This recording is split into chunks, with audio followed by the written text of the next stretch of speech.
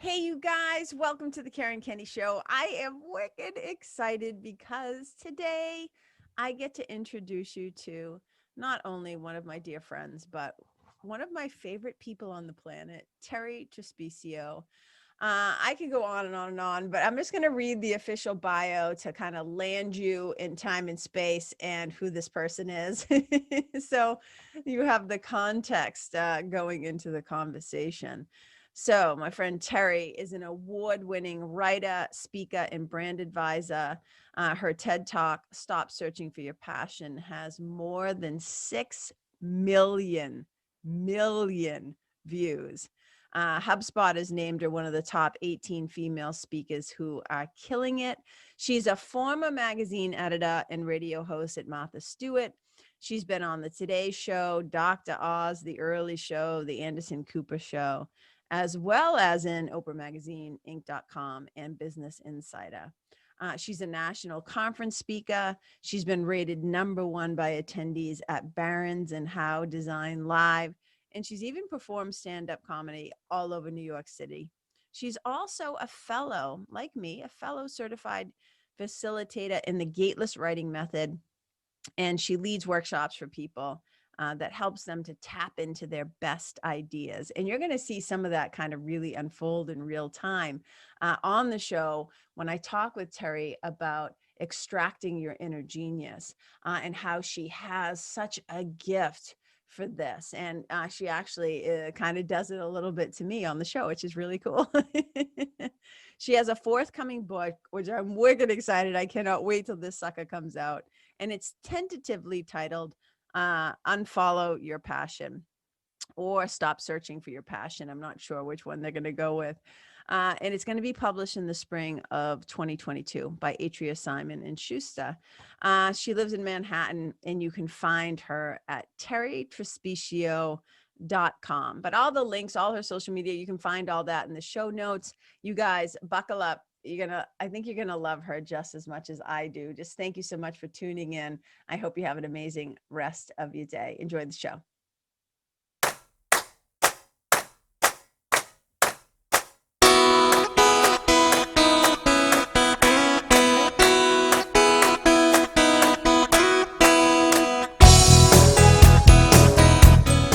Welcome to the Karen Kenney Show.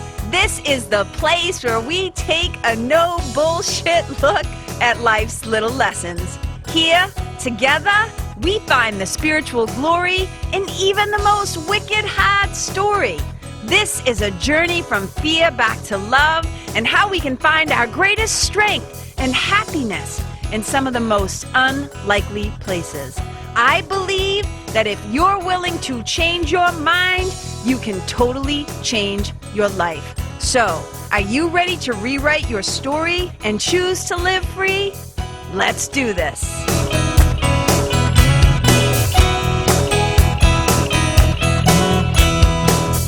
Hey, you guys, welcome to the Karen Kenney Show. All right, I'm so excited because, first of all, because my guest is one of my favorite people on the planet. Aww, that's so sweet. But it's true. I love Terri T. And, but I'm going to, if you listen to the intro, you heard me go on and on and on about it with her official bio, but just the short thing here in case you get a fast forwarder in the crowd. So my friend Terri is an award-winning writer, speaker, and brand advisor.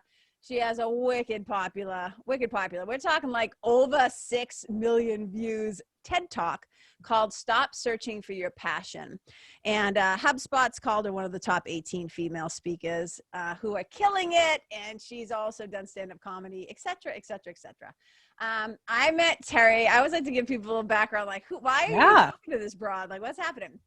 So Terri and I are both Gateless Writing facilitators and instructors, and we met at a Gateless retreat, a writing retreat, like years ago. And it was like this girl from Boston, this girl from New York, and but you also went to college in Boston, so we kind of had these crossovers and pathways. And I just loved Terri's energy and her attitude, and she's wicked smart, you guys. Like, it's one of the things about, like, you guys know, I only usually have guests once a month on the podcast. And I was so excited to talk to Terri about what we're going to talk about today that I changed the rules. I switched it up. I was like, dude, let's just do it. So spur of the moment, here we are. We're going to dive into this topic, which I will reveal in a second. But Terri, I've worked with her personally, and I have never met somebody who in this realm of what she does, who can identify your genius and brilliance in a way that it was so fast. And you have the ability, I think, because we're too close. So many of us are too close to our own work. I know I'm diving in too soon, but I just want to say this. A lot of us are too close to our own work. So we can't see it. We can't see the thing that actually makes us different or stand out or unique or whatever. And you have this way of just listening to somebody talk, and then it's like, okay, boom. So I want to dive into that in a little bit. But first of all, hi, welcome to the show. Hi. Yes, Karen, you were part of the retreat, my very first Gateless retreat. It was my very first. So you were part of what Gateless meant to me. And you were also giving of the gift of touch in that retreat back in the days when we met in rooms and people could touch each other. And it's a very interesting, first of all, a Gateless retreat is a very bonding experience anyway, but to feel a physical connection with someone when you don't know them yet is so strong. Like you literally left an impression on me in more than one way, not only because your writing is amazing and you just are one of the best storytellers I've ever heard, but also like within hours of me knowing you, we were in connection. And I guess maybe I have some skin hunger. I'm missing that. Yes. You know, I think about that because I don't really do. I mean, I've done Thai yoga massage. I've been a practitioner and also a teacher of it for a really long time, but I haven't really been. Can I bring you out of retirement again? Yes. I always say, like, I say it sometimes, like if I have a friend who really wants me to do it, like I would do it for them or whatever. But yeah, there's something about that too. It is that skin hunger right now where people are desperately trying to feel lacking touch and stuff like that. But here's the thing, Terri, here's the thing about you. You have a wicked impressive resume, right? Like the Martha Stewart stuff, like all the serious radio, like all the things you've done. But one of the things I always love to do on this show, because I feel like, you know, a lot of people have podcasts and they invite somebody on and they dive right into the genius and the awesomeness and the brilliance. But what I'm always wicked curious about is how did we get there? So like, what were you like as a little kid? Like, oh my God. Were you weird? Were you introverted? Were you outgoing? Like, what kind of a kid were you? Tell me a little bit about you and your family and your childhood. I was a nervous kid, absolutely an introvert. I did not want to leave the house. My mother would be like, why don't you go out and play? And I famously said to her, Mom, what good is a house if you can't stay in it? I'm making good on your investment. I didn't say that, but that's what I was saying. Like, I just wanted to be left alone. I wanted to be home. I wanted to read. I wanted to write poems in my Snoopy notebook and just sort of do my thing. I was a straight A student. I was a Catholic. I did what I was told. I am the firstborn. It is textbook. And then I don't know what the F happened, but some shit changed. Because I was like, Catholic school girl. Like I went to a Catholic education, all girls school, you know, achievement oriented, like all that stuff. And I am no different, actually. We don't change that much. They say from when you're around 7, you're not that different. I am the same. I am absolutely still an introvert. I'm absolutely still, in a lot of ways, certain rules I adhere to, and ethics I adhere to. I just don't adhere to the institutions that I originally bowed down to. So today, I mean, when you look at, okay, I'm a kid who's nervous and has stomach problems. Also, no one knew about gluten then. And I am gluten and dairy intolerant. And I had a bowl of cereal, wheat in a bowl of milk every morning. So I spent my life with a stomach ache. And it was a nervous kid. And like, just, it was not fun. I did not find childhood fun. I like being an adult. So did you always wear glasses? Since 2nd grade. Yes. So I had little Orphan Annie glasses. I was always kind of a bookish nerd. And you were the oldest of 3 girls, correct? I'm the oldest. Mm-hmm. And so, yep. Were you and your sisters, did you actually get along? Did you share rooms? Like, so. No, separate rooms, 3 years apart each. Like, we were planned. And I am everything stereotype first kid that you can imagine is that. So we were all exactly, yes, that is what happened. I still am very close to them to this day. But yes, that is who I was. I was worried that I wouldn't measure up. I was incredibly insecure. I make my living, a lot of it speaking now, but when they're like, why don't you call information, which you do, to go find out a phone number, I really didn't want to do that. I didn't want to call information. I didn't want to order a pizza. You know what? I don't want to talk to an adult. Here's what's so fascinating about this. I think people who know us would probably say that you and I both have wicked strong opinions, big mouths, not afraid to speak what we got to say. If we believe in something, we're fucking going there. And we both were terrified to talk as children. My sister was my interpreter. I would mumble.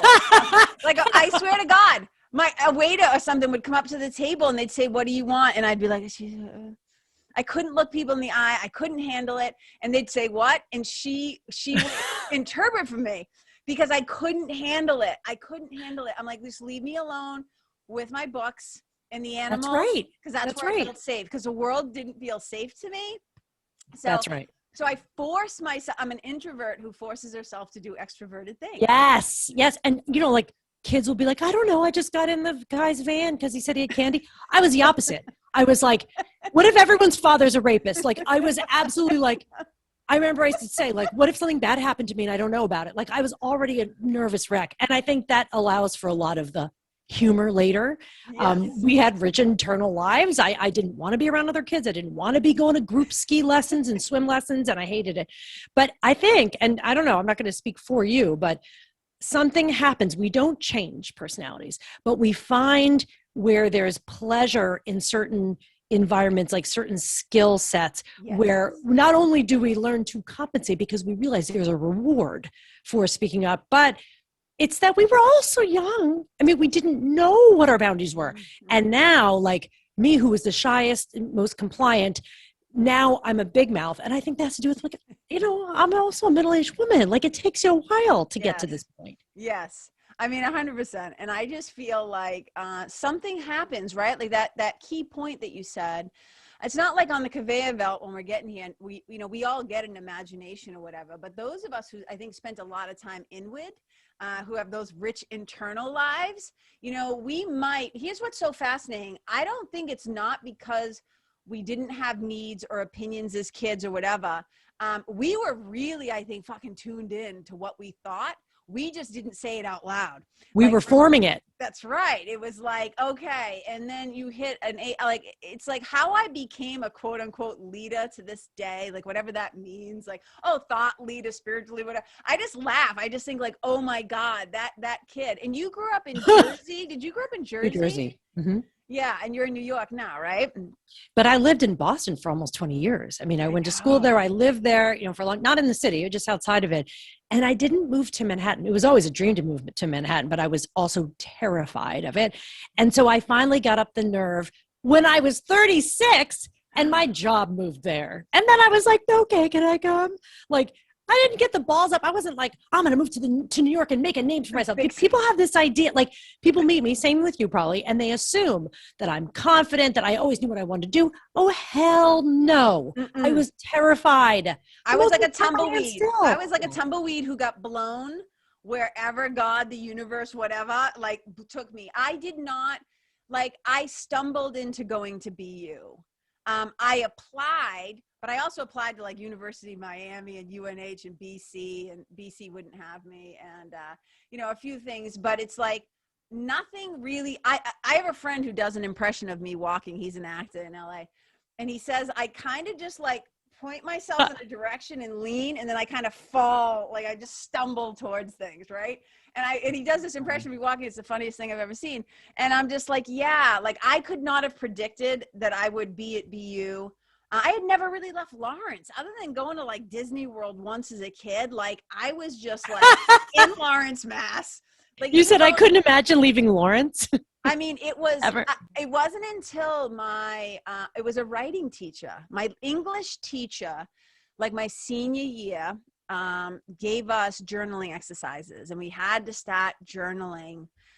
And for whatever reason, I trusted Sue Callahan, Mrs. Callahan. I saw her at a funeral like 8 years ago, and I burst into tears when I saw her because I told her she changed my life. I've had a couple of teachers like that, but Miss Kayla Febb, I can name them off the top of my head, but Sue Callahan gave us this exercise of think of Julia Cameron's morning pages, but we had like weekly pages. So we would all have these notebooks, these Mead, the binder things, whatever, the spiral things, and we'd have to hand it in. And I would tell her my innermost thoughts. Wow. And she was the first person to tell me that I had a voice and that like I had something to say. It wasn't so much as you said I had a voice, but it was like, you have something to say, and what you have to say is important. And she would read our journals, and then she would hand them back to us with little notes scrawled in the thing. And in that journal, I'm going to get to my point. In that journal, I started to realize that I didn't want to stay in Lawrence, that I wanted to get out. You discovered it on the page. I did. I said, I want to get out of here. And I said, I feel like everybody else is trying to, this was not judging my friends, but it's just how I felt at the time. I feel like everybody else was trying to, I remember writing this, sew themselves into the fabric of this city. And I want the seam ripper. I want to get out. And Boston was only 30 minutes away, but it was still enough that it was a whole new world. The cultural leap. Yeah. So anyway, so I just think it's so fascinating that we have these two kids, and I had to start wearing glasses in high school, but I almost never did. I just walked around with things being blurry. Oh my God. Until later, and then I finally started wearing them. But I just feel like, man, how did we end up here? This is so amazing. We were both lucky because a lot of people, as you know, are really wounded on the page when someone makes them feel stupid or embarrasses them. And I would say like our initial relationships with the page, most people, it was just slaughtered with red ink and mistakes and feeling that they're not good enough and they never looked back. And then they're missing that resource from their lives.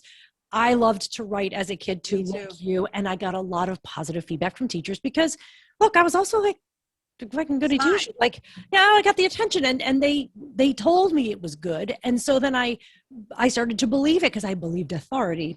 I thought that they must know, right? And there's goodness in that. I'm glad I had the opportunity to be heard, but then it's tricky because you don't want the locus of your own confidence to lie outside of yourself. But you and I both got that kind of feedback, and we're lucky because then we felt we had access to that page. You know, it's not like I've always felt free. I did not always feel free on the page, but at least it started there. Well, and that was really the only thing I was ever any good at, like reading books, because it's like I often say the line, like we didn't always have, food in the house, but we always had books. And I always had a library card. And I always say library cards are the equalizer of poor kids everywhere. Yes. And so I had access to books, and my mother loved to read. And so I learned to read at a young age, like most kids. And I fell in love with like Clifford the Big Red Dog and like all those books that would come, like the scholastic things, the catalogs you could order out of. And oh my God, like scraping change off the couch to try and pay for the books on the day that they came in, and like all of it. But books like saved me. They were your escape.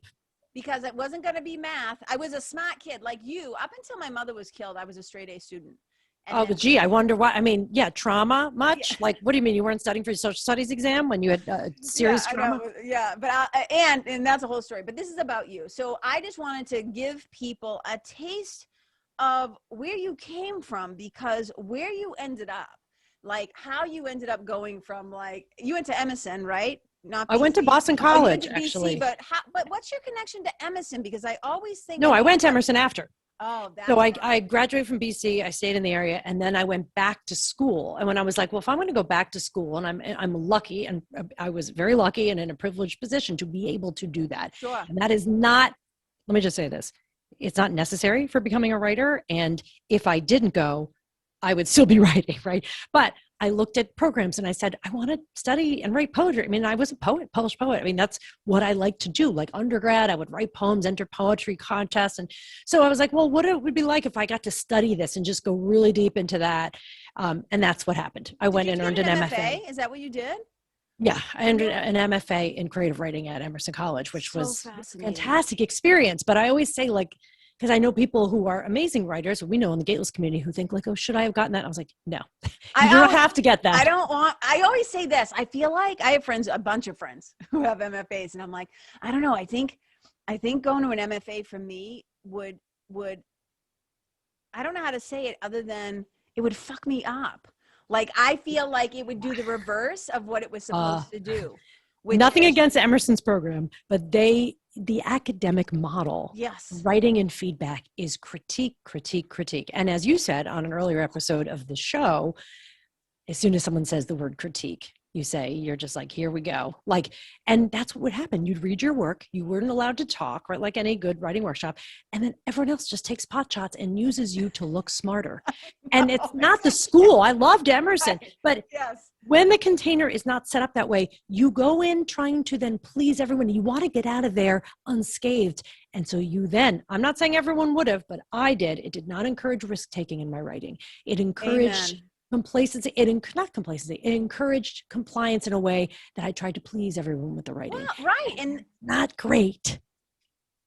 I'm hearing you loud and clear. You guys, if you're listening, I know some of you are doing like double amen hands, because the fear of looking like, if you're afraid, like a kid like I was afraid of making mistakes, you know? And so I did not want to, and so here's what I often say though. I feel like a lot of times kids who people who did MFAs, they have a lot more knowledge of, like, let's say the classics or structure and stuff like that. I know none of that. Like, so often somebody will be talking and I'll be like, wait, what is what does that sound like again? Second person? Like, they're really smart in the academics of things. Here's what I know. And I always say it like this: because of the insane cast of characters that I grew up with, and I include myself in that, in the insane part, right? The insane cast of characters I grew up with, hanging out in bars in Boston, hanging out with just the kind of people, the blue collar, the workers, like I just came from a family of people who would sit around the table smoking butts and shooting the shit, playing cards and telling stories. So it was I had what would we call that? An unofficial. You have an organic. You have an organic exposure to you read though. And you read and you wrote. And I did. I always, it's so funny. I'm writing in my memoir right now. When there's a piece in my book where my sister and I, long story, I kind of got kidnapped, but ran away. And that's when I really started journaling, when I was like around 13 years old, because I grabbed the things that I grabbed when we were taking off was like, the things I would not leave behind was my new book, Cujo by Stephen King. So I took Cujo, a plastic blue big pen, which it's like so funny. I keep one here at all times to remind me of where I came from.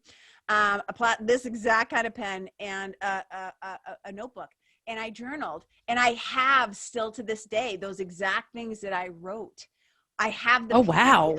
So they're like, I'm reading these things that I wrote at 13, 14 and just like shaking my head at like, oh my God.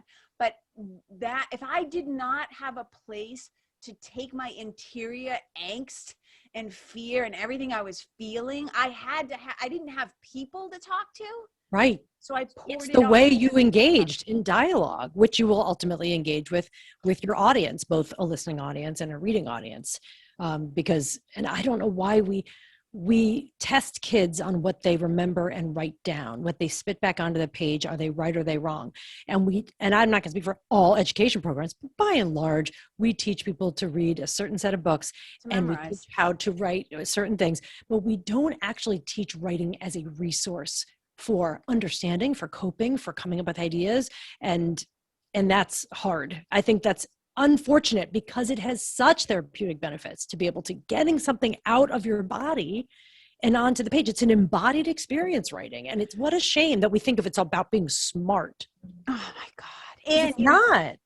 And the other gift too, of not just being a writer, but being a reader, is you have access to other people's experiences, right? You have access to other people. This is where I think organic empathy can happen, and organic sensitivity to other people's point of view, even if it's different than yours, or suffering, or what's it like to be Black or LGBTQ or poor or rich or whatever. Like, having reading is the only way.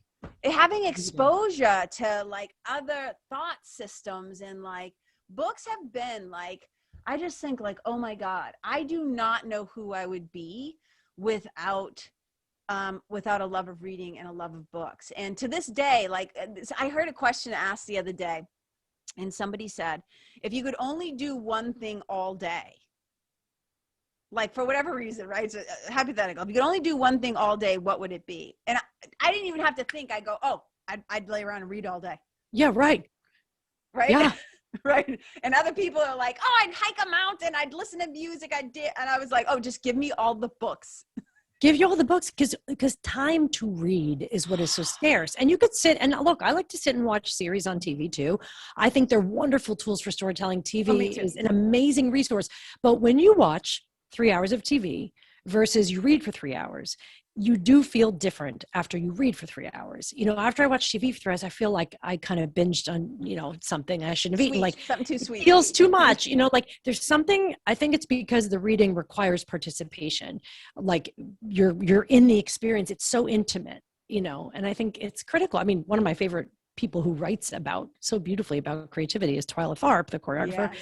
And she says, the one thing that will determine what your life is like 5 years from now is purely the books you read and the people you meet. That's it. Not how much money you make. Be great to make more money, but 5 years from now, the money, if you go from poverty to making $100,000 a year, yeah, that'll change you. But aside from that, what ideas you're exposed to and what people you're exposed to is going to change everything. And whenever I find I'm getting bored and annoyed with myself, I think, oh, I'm not reading enough new things. And then as soon as I start reading things like, oh, it's like oxygen. You're like, oh my God, I've been like stale and feeling like annoyed and bored. And it's like, when you read something, it's like someone just gives you all this fresh air. I love what you just said. And I think what's really interesting is we see a lot, especially in the entrepreneurial world where you and I tend to hang out a little bit too. That's exhausting. Yes, you want to hear what's exhausting? That. Don't even get me started. We'll go there. We're going to go there. But let me just like circle back to this is like, you always hear the phrase, you are the sum of the 5 people that you hang out with. Right. And I'm always like, to your point, I'm like, yeah, but I'm also the sum of the books I spend time with. Right. The ideas and the thought systems and stuff like that I've spent time with. And I think one of the things that I'm kind of jumping here, but one of the things I love about you, and I was going to say, and it reminds me of me. How arrogant is that? That's why I love this. But please do tell. That's not what I'm saying. But what I'm saying is, I think the thing that we have in common, that's the better way to say it, is I always ask this question of my friends. It started with my sweetie. I love to do these kind of like hypothetical questions, but I say, okay, I always ask the question, are you a rule follower? Are you somebody a person who just like follows the rule? Are you a person who will follow the rules if you can explain to me why it makes sense? Or do you just break rules because like fuck the rules and fuck the man and fuck the systems or whatever, right? And I love to see where people end up like on the graph. And you were saying like as a kid, you were totally like a rule follower. Yes. Depending on who was asking me to do the thing, I was a rule follower. That's right. I'm actually the person who's like, if this doesn't make sense to me, I'm not following it. This is stupid. I don't want to do this. This is stupid. I'm like in the middle. I'm like, this makes no sense to me. I don't see how this applies. Not doing it. That's right. Because it's a waste of time. Don't tell me don't waste my time is what I wanted. When it's like, oh, you have to do this thing. Why? It's why bureaucratic stuff, forms, lines, I can't even handle it because I think there's always a better, more effective way to do things. And I hate doing things just because. Exactly. Well, and that's the point that I'm getting to is like, I think the thing that we have in common, it's not that we're like trying to, there's a really aggressive approach of like, bucking the system or trying to turn over the apple cart or whatever. I mean, yes, in some things in this world, totally the systems need to come down. But yes. I think you and I are actually really interested in your TED Talk, right? Over 6 million views tell them the title so I don't mess it up. Yeah. Stop searching for your passion. Stop searching for your passion, right? So you and I love to kind of like flip things around. Like we like to do the unfollow because what that really is though, is we're questioning why the fuck do we do it this way? Question it. I don't like people break rules just to break them because I'm like, do you think being bad makes you different? Like, right.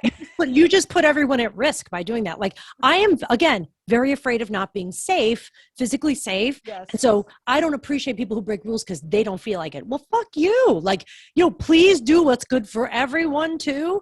But what I do think is critical, especially for women, is that we have to look at who made some of those rules and why. Because, when people, which we'll talk about, when we feel like what trips our nerves and our wires around feeling bad or guilty or embarrassed, usually can lead back to you were told that way, to think that way because it's a great way to control you. So once I realized like the scales fell from my eyes about, everything patriarchy has informed my own critic and made life harder for me. And look, I have a really good life. I'm not saying, oh, I had a hard life, but that thinking of this is Oh, how we yeah. do things and why women can or can't do things. Because everyone, oh, women, everything's equal now. It's great. No, it is not.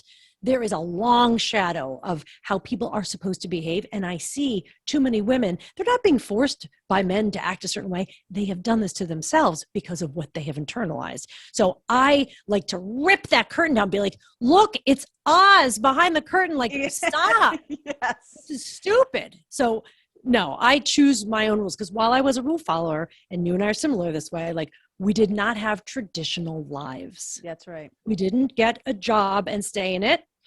You did get married. I did not. But not till I was in my 40s. You were grown up before you And- got married at 20, right? Like, Oh God, yeah. people are No. married young. And there's a whole story behind that too, which will be in the book. But I had no, there was no trajectory. Like it was not like, I was not a woman who, and this is, I always feel like I have to like do the disclaimer here. I'm not saying it's bad, but I just wasn't a woman who felt like I needed to have kids to complete my life. I felt really complete within myself. I did not feel like I needed to get married. I knew if I did get married, I was keeping my own name because I'd been Karen Kenney for 42 years. I like being Karen Kenney. And even just my childhood was not fucking normal, right? No, that's right. I've had a lot more leeway, I think, than a lot of people because I didn't have this overhanging, like, what are my parents going to think?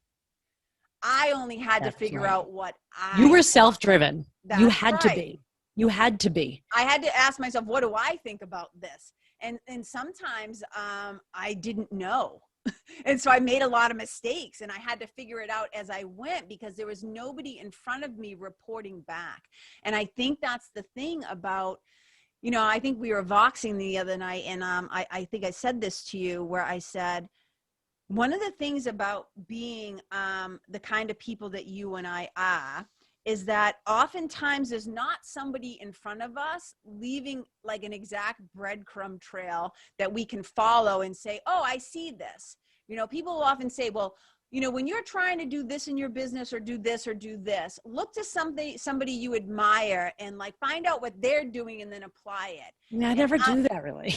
And I know, and I always say like, but when you're trying to do something differently or pioneer something or start something fresh, it's like you have to really double down on who am I, what matters to me, right? Where do I want to put my energy, my focus, whatever my intention? What do I want to create? Because there's all this talk these days about like, well, what's your legacy going to be? What's your gonna be, right? Oh, that is crazy. I know. That someone would be like, what's your legacy? What do you want to be known for? It's like, oh, why don't you just have me submit my headstone now? Like no one's ended up anywhere yet. We're still going until we're not going anymore. But to your point, I think the thing that scares me is, or not scares me, that concerns me is when I hear people, women and men, anyone saying, but I thought I was supposed to do that. Supposed what? There is no rule. There's just what a lot of people do and what you flip and feel like doing. But yeah, I mean, of course, I've learned from so many people who are like super successful entrepreneurs, people I've had the luxury and privilege of being around. And of course I've learned from them and been inspired to do things, but I basically make things up as I go because that's what I felt like doing. Sometimes people say to me, well, maybe you'll get hired. Maybe one of these clients will hire you full time. I go, well, I didn't ask for that. Why would you think that I want that stranger who I've never met in my life before? And that's what they want. She says, because I go, tell me one reason why I would do that. Knowing what you know about me and we don't know each other. Well, because security. I was like, that's your issue. Like we all need to be secure, but you think that it's safer to be working for someone. You think that there's safety in this and this and this. I was like, I don't think anyone is safe and that we have to create our own rules and what we'll do. And does that mean I know the answers and I'm not scared? No, I get scared too. But you're always like, that's the thing that I find so fascinating about you is like, you're always creating things. Like you're always doing like even this conversation is like we were like, we had a quick conversation. We're like, let's do it. We're going to like this, you are like pop-up salon. And I'm not saying you don't have some plans. I don't mean it like that. No, but I do make stuff up. Yeah, I do. You start to feel where the energy is, yes. And you follow your curiosity, which is what I'm like, I am always about following my curiosity. And if it doesn't feel fun, I'm not talking about, I'm a kid. I'm all about hard work. I know how to work hard. But if it doesn't feel fun, if I don't feel like there's being tired because you put in some good time on the job, right? And then there's being exhausted because it's sucking the life out of you. Sucks the life out. Right. And like, you know the difference. Like when people go, well, maybe you could do this. It's like, don't tell me what I could do. I want to, time and energy and attention is so rare and expensive.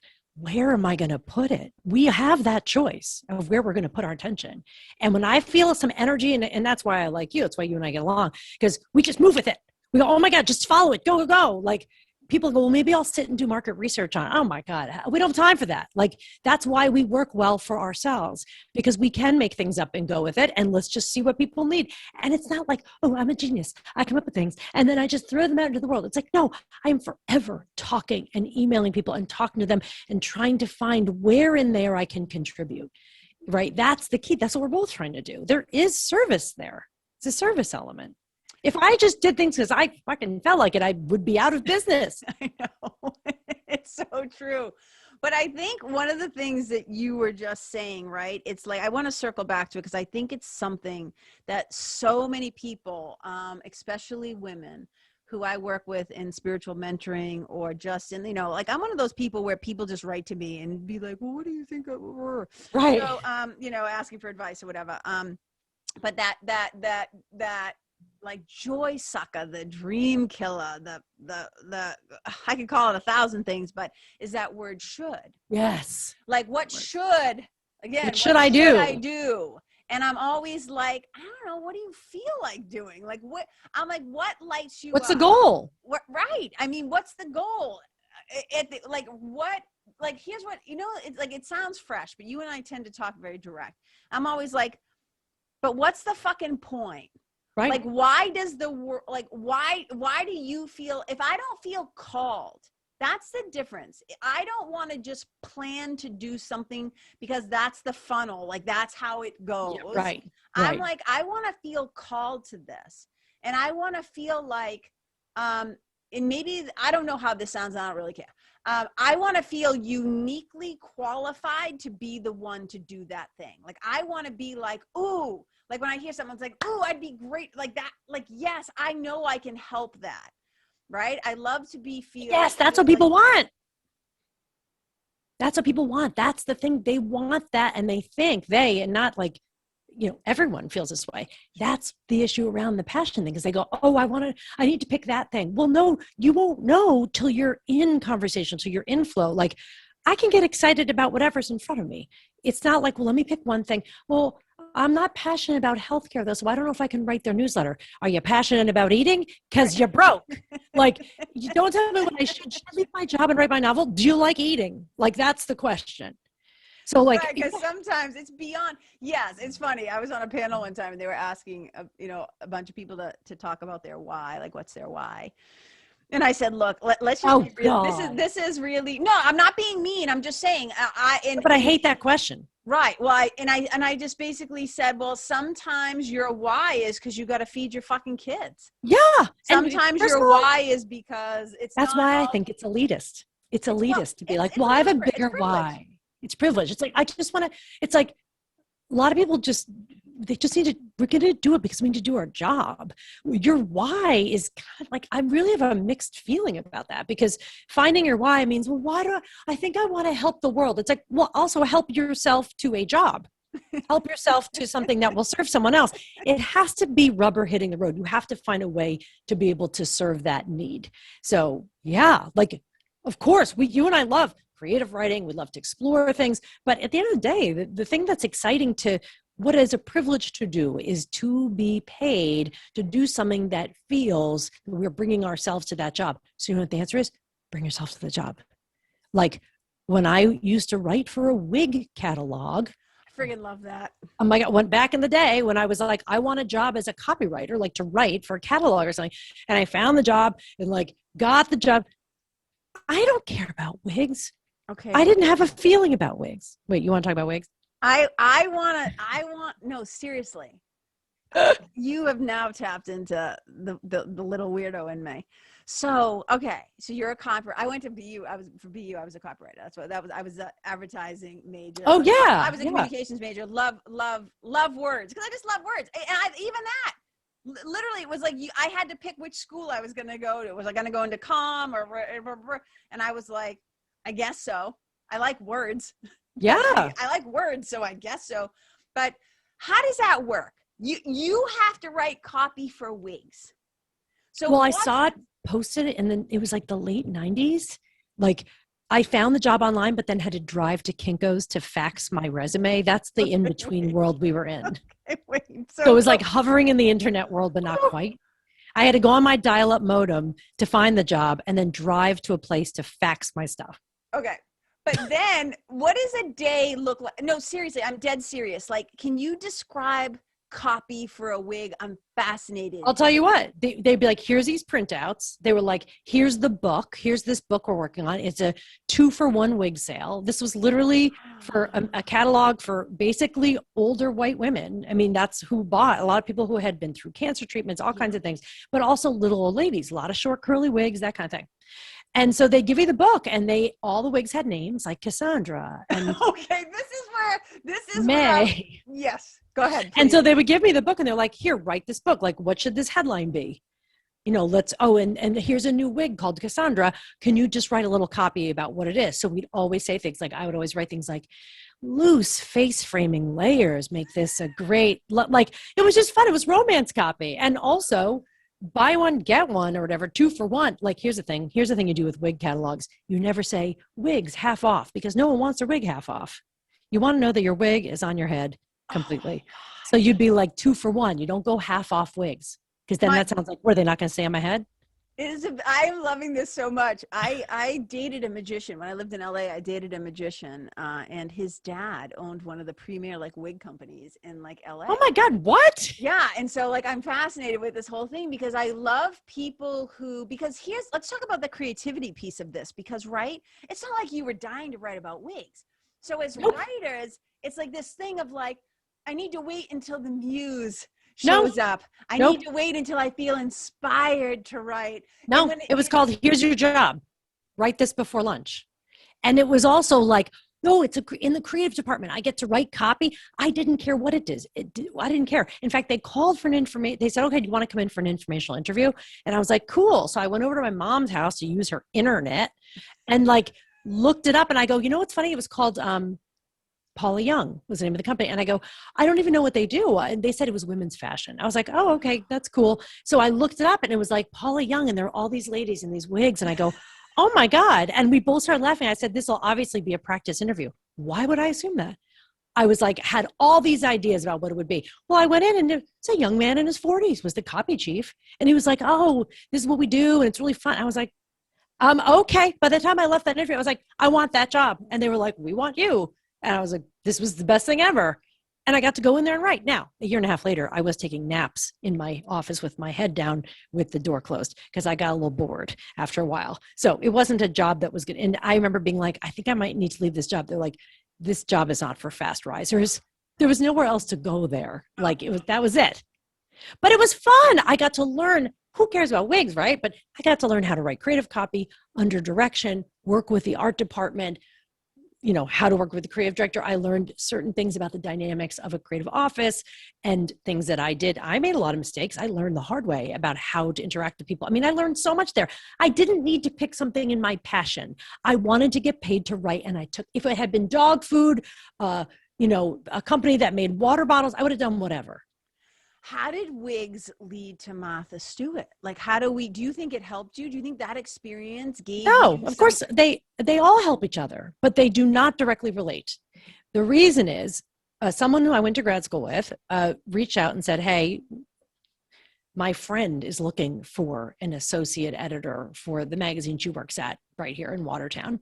And I was like, oh my God, really? And she's like, yeah. I go, well, I don't have the experience. I don't know. She's like, just go and talk to her. So I went in and met with them, and it was funny that I worked for a wig catalog. I mean, look, this was a very in-demand position. It was an associate editor at a consumer health, clean living publication called Body and Soul magazine. And I was like, And I knew I had to show how my work related, because I wasn't coming from publishing even, I was coming from direct mail. Right. So I had to find a connection. So talk about, when someone's like, well, what do you do? And I was like, well, I work for a wig company. Well, that was going to be my next question. Like, so go ahead. How do you do it? I said, listen, this sounds pretty great to me. I want to work with this magazine. This is amazing. And so I said, listen, I know I don't work for a magazine now. I know I don't have the publishing experience of maybe other people you're considering. But right now, I've had over a year and a half experience of writing for a female audience, writing to sell a thing, and writing to create a relationship with that reader so that they keep buying. I said, granted the topic's different, but it's not that different from magazines. Aren't you writing to a female audience and trying to get them to keep buying and form a relationship with that reader? I can do that. I didn't know I could do that, but I knew. And the elephant in the room, I didn't have the experience. So they weren't hiring entry level. This was just a step above that. So I said, look, elephant in the room, I know I don't have that experience, but I have this experience. And you know what? I go, why don't you give me something to do? Give me some, they were very small office. They didn't have a formal edit test. I go, well, what are some of the things you want me to do? They're like, well, we have a shelf full of books. Why don't you pick a few and show which ones you would review, which ones you wouldn't review, and why? I was like, okay. I was like, give me something else to do. Like, I had to show them I could do it. And I made it up as I went, same. And then I said to them, you're very quiet, sweet people. I'm a little louder than you. Are you considering that? Because maybe you don't want someone like me in the office. And they were like, no, we actually really like your energy. I beat out so many people for that job that for months I would answer the phone and they go, oh, so you're the one who got that job. Why? Because I was better than everyone? No, I wasn't better than anyone. You don't have to be better than everyone. You just have to find a way to show the people you want to work with that you can do what they need. Because guess what? They don't want to keep looking. And then the girl they didn't hire, they hired her to write an article and she plagiarized it. I was like, aren't you glad you went with me? Because clearly I at least had some ethics. But anyway, so this is my point, is when people get afraid. In fact, here's the interesting jump. I just was working with someone. It was a long story, but anyway, she was interviewing for a job and she had interviewed for a job in 25 years. And I said, well, she goes, I don't know. I'm going to tell them I don't really have the experience. I was like, you have 25 years. She's like, I don't have the experience because no one directed me. And so I just had to make things up as I went and I had to do everything. So I don't have 100% experience on any one thing. I said, let me turn that around for you. What you just told me is you worked with no direction. You functioned as your own supervisor, created a department from nothing, brought the company into the social media era, and did every aspect of marketing and copy and design yourself. I'd say you're probably overqualified. Okay, but this goes right back to my point at the beginning of, if you guys are listening out there, if you can hear the sound of my voice right now, what you're seeing what Terri just did, this is one of the reasons why I love her. This is part of her, but that's part of her genius. You have the ability to hear somebody go, yeah, but I just, and I don't know, and but I can't. You extract, you extract. And I keep saying to people, like, I'm at a point in my business where I'm like, I need an extraction artist. I need somebody who just kind of like talks to me and tells me the smart shit I say, because I'm too close to my work. And one of the things that you're genius at is being able to, even the way you distill down, like you're really good. And I think this is one of the things about neurotic, insensitive kids. We're hyper aware of our environment, right? So you can go into a place and you're really good, I think, at hearing a lot or seeing a lot. And then you extract it down to the magic potion. Like, you're able to listen to people. It's what also makes you an incredible gateless facilitator, is you're able to listen to somebody read their work. And I think all of us, right, as gateless instructors, that's the other thing I love, is that we know that the mind has a negativity bias. And what gateless does is we come in and we're like, fuck that. We're going to tell you why we love this. But I suspect that you knew how to do this before you became a gateless facilitator. But I think it's what makes you extraordinary at it, is that you have the ability. So some people might say in my field, right, in my realm of the spiritual realm, that, you're able to see, please just stay with me, whether you call it the light in somebody or the Christ within, or, you know, the eternal, whatever what call it, whatever you want to call it. But you have a way of extracting the jewel of a person, and not just the person, but I think their thoughts, their ideas, their dreams. It is uncanny. I mean, I'm telling you, people, if you hire Terri to do something, I don't know, because you have to see it in action. Do you understand? It's so fun to do. It's so fun to do. But I think it's like a puzzle. You acknowledge that you have that gift though, right? I have that gift. And I am not sure what came first, you know, and because it's not like my whole life did this. Something clicked, and over years of doing work. And before I was doing Gateless, I was a media trainer. Well, of course, I had spent my life interviewing experts and trying to get out what they were trying to say. I have always felt that I might be a little dumb. And so I learned to ask really smart questions because I thought for sure I'm dumb for not knowing this. So my fear was always I'm ignorant and I don't know enough. I still have that fear. I live in fear of it, terrified because I don't know what other people know. What I don't know fills the entire universe, how much I don't know. So what I'm good at is zeroing in on what I just heard and clarifying and sending it back and being like, are you saying this? Because I let most things go. I go like this with focus, like real narrow. The kind of broad reaching knowledge that people have, I'm very intimidated by it because I don't have it. I'm really good in the moment with people live, which is why I don't like to pre-record things and promote them forever. I like to do live stuff. I like to do things in the moment and be like, what about you? Like it feels like a magic show. You come up here. Tell me okay, what about this? What about that? I am not also into gushy. Like I was like, oh honey, but you'll be so great. I don't know. She's like, I'm going to mess up this interview. I was like, yeah, you might. Like, you might if you don't say something. But like literally people have a block, and I love, my great joy is like freeing people from that block by only turning around. Just look at it this way. Just turn it around. That I see clear as day. Everything else, most of the time I feel I'm pretty stupid that I don't know. Oh my God. I'm like 15 years behind on Twitter. I didn't catch up with all the feeds. I don't look at Facebook, and I'm behind and out of the loop. I'm the last one to see a meme. I'm the last one to see those things. And so like, I think, oh, I didn't do my homework. Like when I sit down to watch Rachel Maddow, I'm like, oh God, I missed the last 2 nights. I hope there isn't a test. I forever feel that I have missed out and don't know a thing. Oh my That's God. my Achilles heel. Wow. I mean, I just find this fascinating. I think I've just kind of accepted. Here's what's interesting to me about that and how I can relate to that. First of all, I think you're genius. So that just kind of like, I think my brain is processing this going like, wait, what? Because you're so confident. I'm not saying that there's not internal stuff going on, but you present, right? The things that you do talk about, you don't usually talk about, like, you know how like, it's really interesting. I used to date and live with a sign language interpreter. Really? Oh yeah, and he was genius at it. He had the perfect face and the big hands, and like, and I learned how, like, if a sign language interpreter, if something is a question, they'll like raise their eyebrows, like their whole face is part of what they're communicating, right?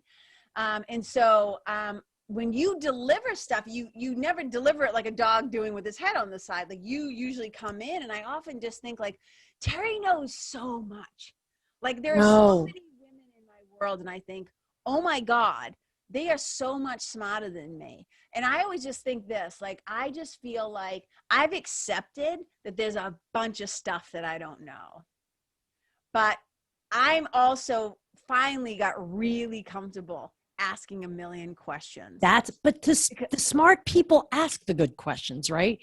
Like we know how to ask questions. We're innately curious, but there's so much I don't know that people would be mortified if they knew how little I knew about it. And so that imposter syndrome is real because there's a lot of shit I don't know. But and then I think, oh, I fooled Karen. Karen somehow thinks I'm smart. Like, but that's always with anyone. I'm not unique in that way. We all have our weak spots and our blind spots, but I just go, fuck it. I just lean into what I know I'm really good at. Me too. And if you think I'm smart because of that, that's great. All I know is I'm good at that one thing.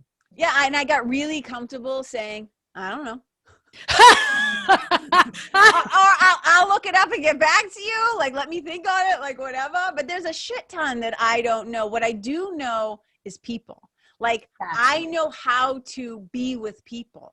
You're street smart. I'm street smart. But wait, I wanna dive into this thing when you said about like you like to listen to things and then turn them, right? So this kind of goes back to the thing that you were doing recently, this training that you just did called Unmute Yourself. You and I are into the uns and the, like the I love the unfollow your uns. passion and the whatever. So can we talk a little bit about what, because I know you were kind of on fire about that project a little I bit. really am. I know. So talk to us about Unmute Yourself. Oh my gosh. Unmute Yourself came out of the, well, as a lot of these things, I have the luxury of being invited to speak to groups. And I was invited by a few different groups to be like, can you help the women in our group, in this women's organization, or people in general of underrepresented populations to speak up in meetings? And it was brought to my attention of some of the articles that were out there about that. One of them was a woman in the workplace survey of like thousands of people. And it turned out that like, I don't have the numbers in front of me, but huge percentage of women are just routinely interrupted and stepped over and ignored. That was pre-pandemic. And what new research I saw was that the Zoom era, being in a digital or virtual environment, makes it easier to be interrupted or harder to break into conversation.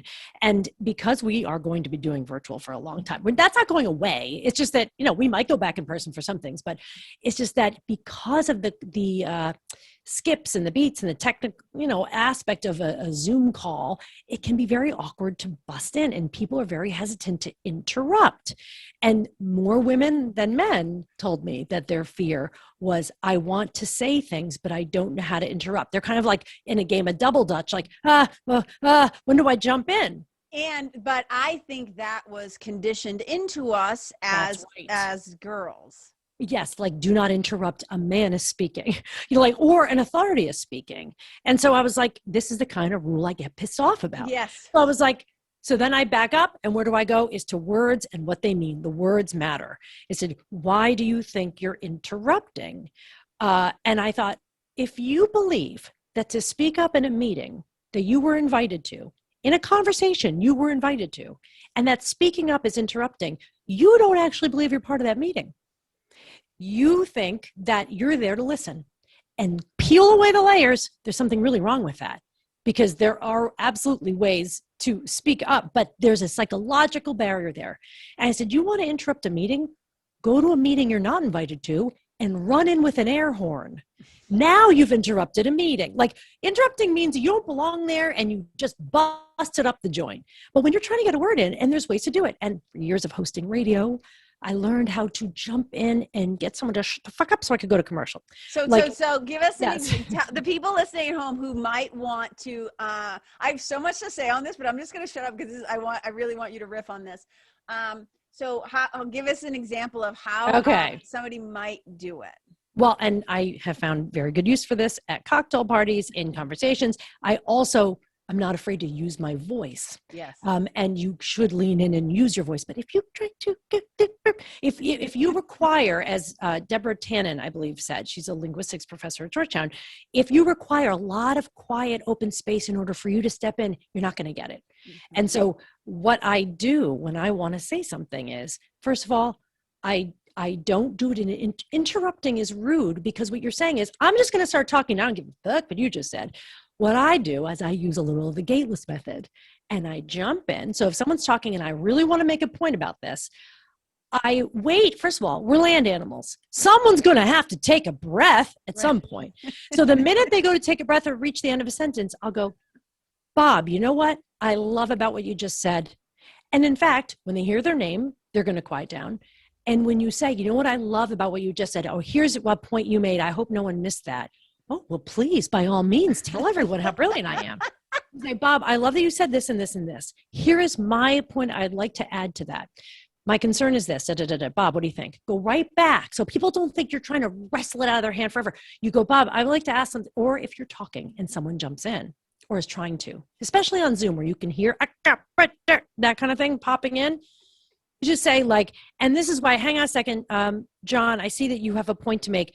I just want to finish the sentence and I'm coming right to you.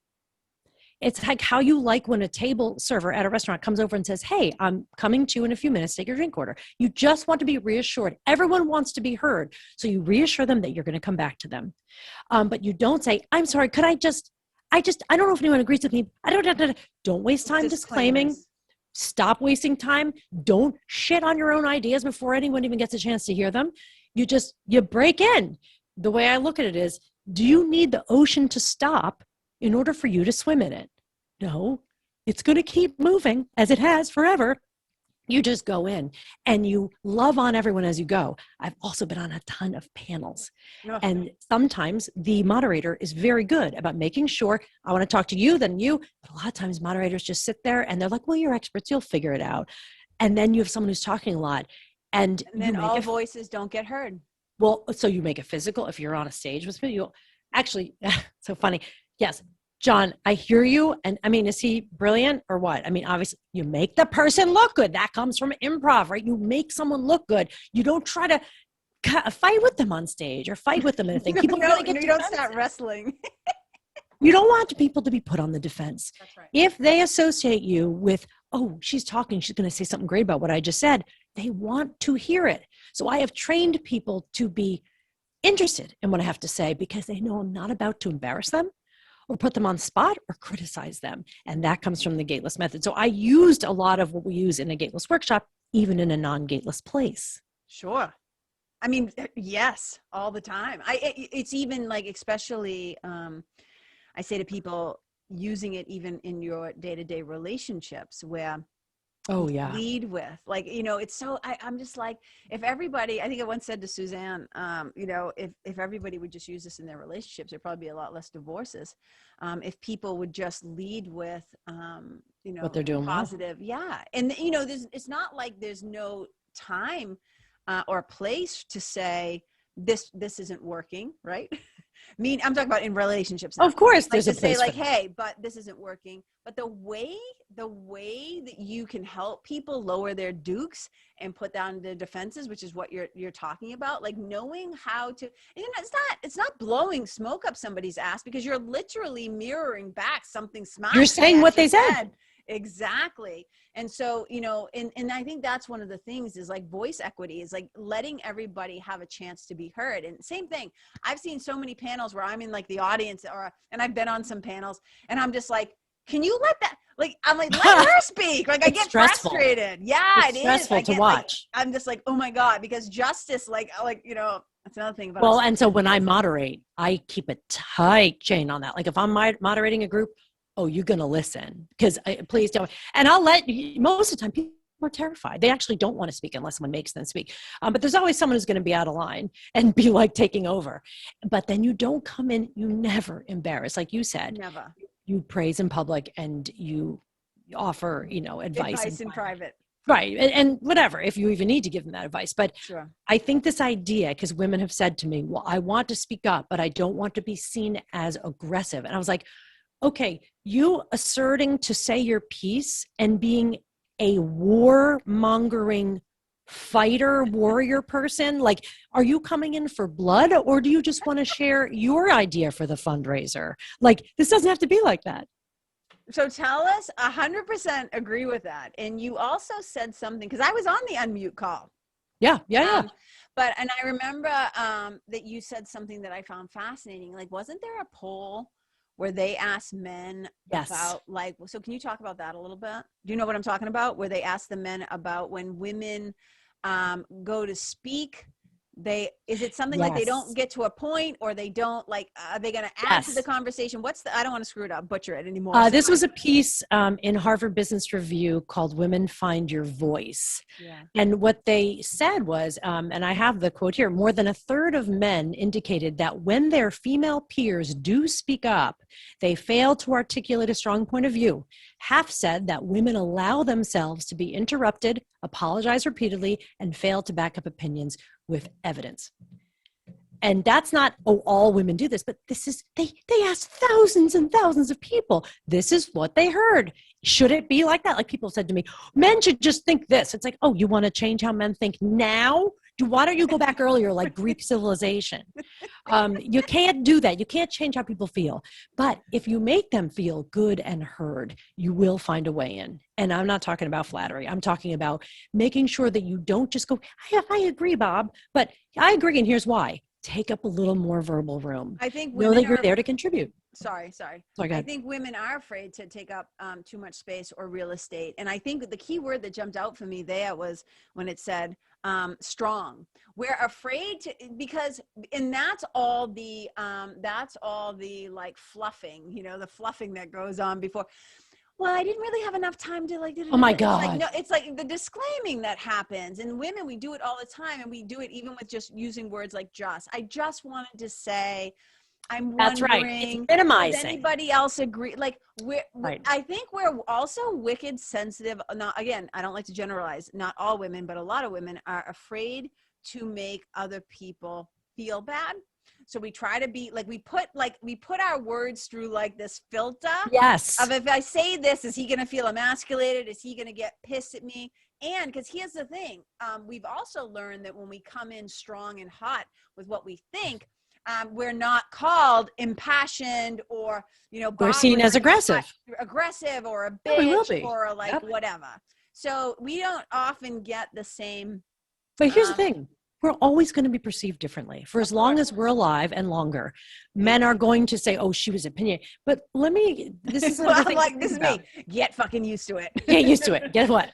Thank God we're not going to be burned at the stake for it. We just might it used to be you'd be burned alive for speaking up. And now it's like, but someone might not like me. Let's think about representation versus reputation. Yep. Because if you want a reputation as a bitch, it's easy to build that. But when you lead with strength, positivity, openness, and action, a lot of men are going to get behind that. They want to champion that. But if you go in going, I don't know, I'm not ready, blah, blah, blah, then they don't want to back you. You're not the winning person to back. So there has to be that. Will someone think you're a bitch? Someone might say you're a bitch because that's how they take power back, because they feel their power was tested. Mm-hmm. Too bad. Right. I am not as worried about someone who thinks you're a bitch than I am about you never saying a word because someone might think it. I don't care. My work stands for itself. If you don't like working with me, granted, I have the luxury of deciding, well, I'm not going to work with you either. But I am not a difficult person to work with. I have strong opinions. If someone doesn't want those opinions, then why are you working with them? I hear everything that you are saying right now. I wanna dive into this about because we've mentioned it a bunch of times, and I don't think everybody's going to know what it is. We keep mentioning like the Gateless methodology and Gateless and Gateless and Gateless. And in the past couple of years, you've really made this one of the like the heartbeats of your work, like pulling it forward. And it's, and I had no idea. It's woven into like everything, and I love, and as a fellow Gateless person, I love it. So I try to come to your salons and the things you're doing all the time because it's wicked fun. But just talk to people a little bit about what that is and like how you maybe weave it into your work a little bit. Yes. I know it's fascinating. You listen to Karen, you listen to Suzanne Kingsbury, who created the method and named it. You listen to any number of other Gateless teachers. They all talk about differently, but it is all built on the same thing.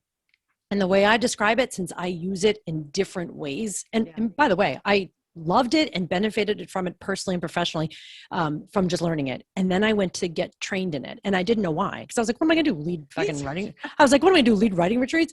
And I was like, guess what I'm doing now? Like, it was amazing to me. But here's why I love it. And I'll tell you and I'll explain what it is. It has become the compass for everything else. Mm-hmm. And what I love, what it is simply, it was created as a method that Suzanne Kingsbury, who's a developmental editor and best-selling novelist, a method she used to help her writers get past writer's block so that she could help them get out what she knew they had to say, but they couldn't get out of their own way to say it. So it was created in that way to quiet the fight or flight, to quiet the critic so that we could access the most genius part of us. When you experience a Gateless workshop and you feel that part of your brain stroked, it is exciting and warm and wonderful. It is the best possible feeling you can have. And you're more likely to create wonderful work. Now, she used it for novelists and writers and poets and memoirists, and people use it for all kinds of things. I took it where I was already doing some work, which was kind of in the corporate, like as a corporate consultant. Like I've taken it in recently, did a workshop with the top VPs, women at L'Oreal, where they didn't sign up for a writing workshop. That's not what this is about. But I use the writing and the page as the tool because there wasn't enough trust between them. And they also are afraid to speak up, even though that company is 70% women and they're incredible. They've closed their gender gap and all of that, but they still don't trust. I said, what if we create an atmosphere so they can at least experience what trust feels like? Mm-hmm. So that's one totally different use for it. I've also used it with the branding work that you've talked about. I used to be like, oh God, I have to come up with someone's brand. Now I use the Gateless method. I sit down sometimes with a room full of financial advisors, mostly white men over 50, let's be honest, that is who this crowd is, and a few women. And I sit in a room and I go, okay, here's what we're going to do. Take out a piece of paper and pen, and you're going to just do this thing. I know it feels weird, do it anyway. And I say, write about a time when you knew that a client understood what you offered or something like that. And they'll write a story, show me the story. They go around and read. When I tell you I was in a financial firm and there was not a dry eye in the room as they read their stories and cried, they didn't sign up to do that. I didn't go in trying to make them cry, but when they actually shared the stories that mattered to them, boom, there was their brand. So I use Gateless because it's fucking magic, because it brings out what they know. So instead of me having to make something up for them and have that incredible pressure, you call it forth. Hold it out. It's like a magic trick. That's why I'm hesitant to take too much credit for it, because it is a tool that I'm using. Yeah, but but I think it's enhanced. I think it's magnified. I think a gift that and I'm not taking away from Gateless. I just think you also have,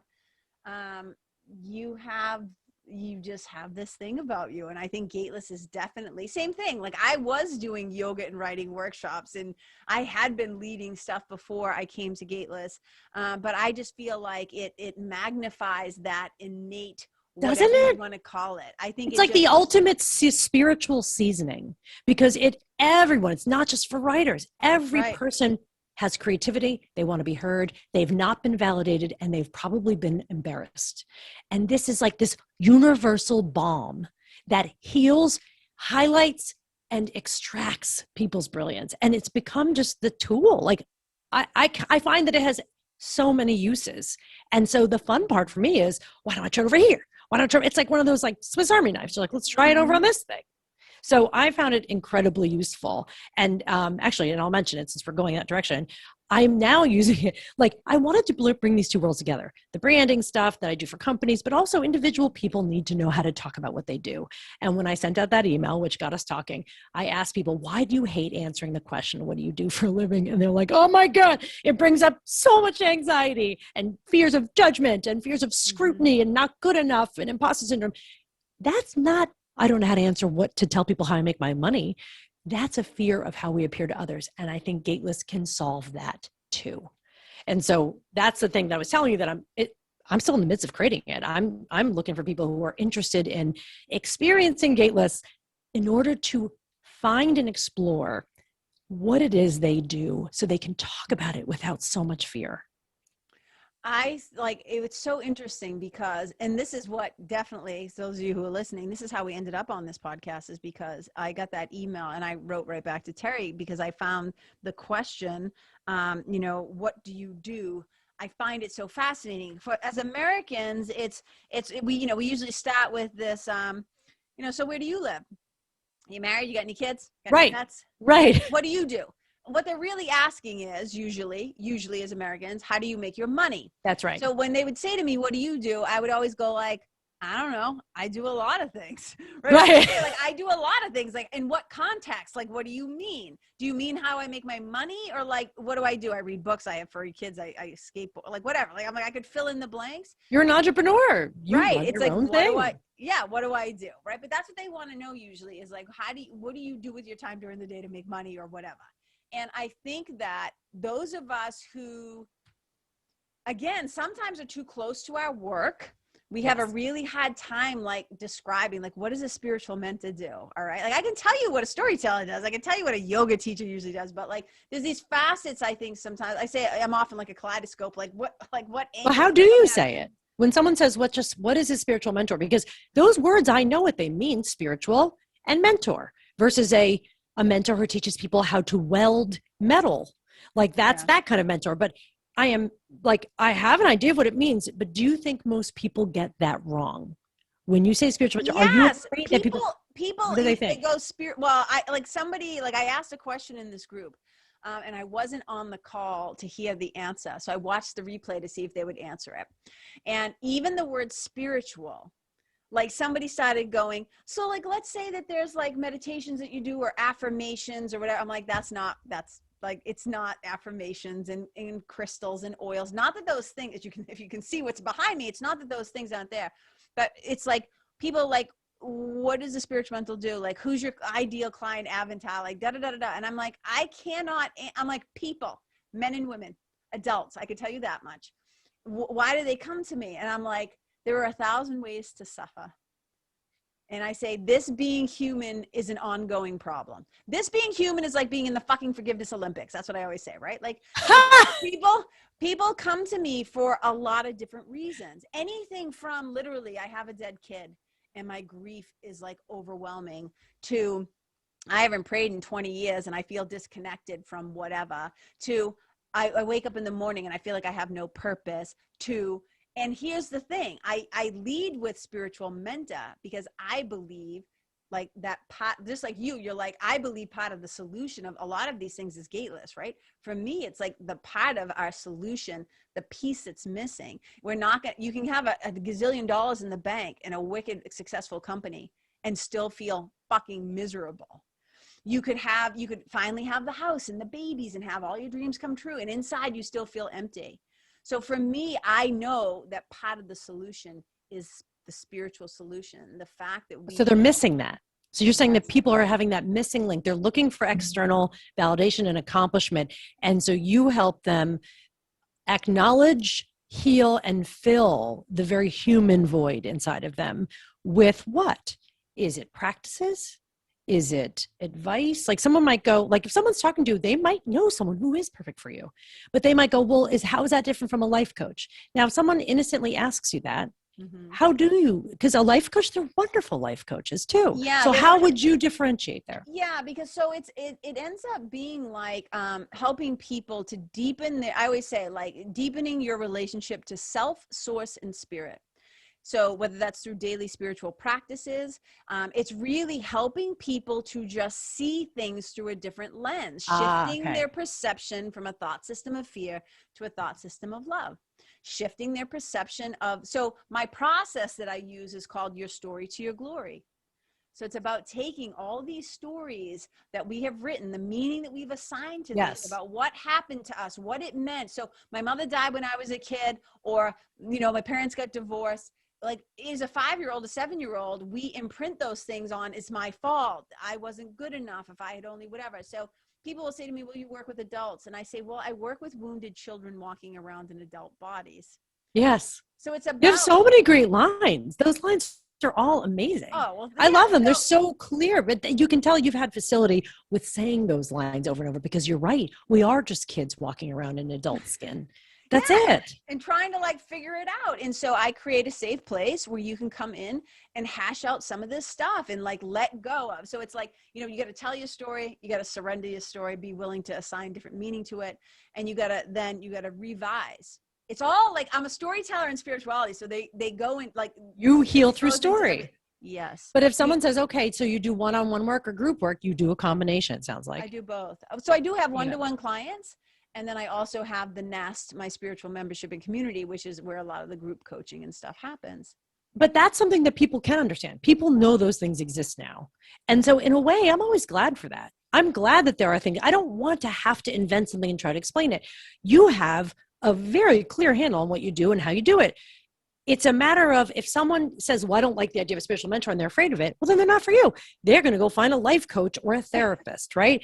Yeah. And you don't need to like poo-poo other people's professions. I'm not saying you should, but someone might say that sounds like coaching. Would you consider what you do coaching? And I am leaning into this for a reason. I want to push on the nerve, because I know you, and say, is there a fear that you will be considered a coach, or do you not mind it? Because you specifically don't call yourself that. So I, as someone who's listening for different things, want to understand why or how that's different.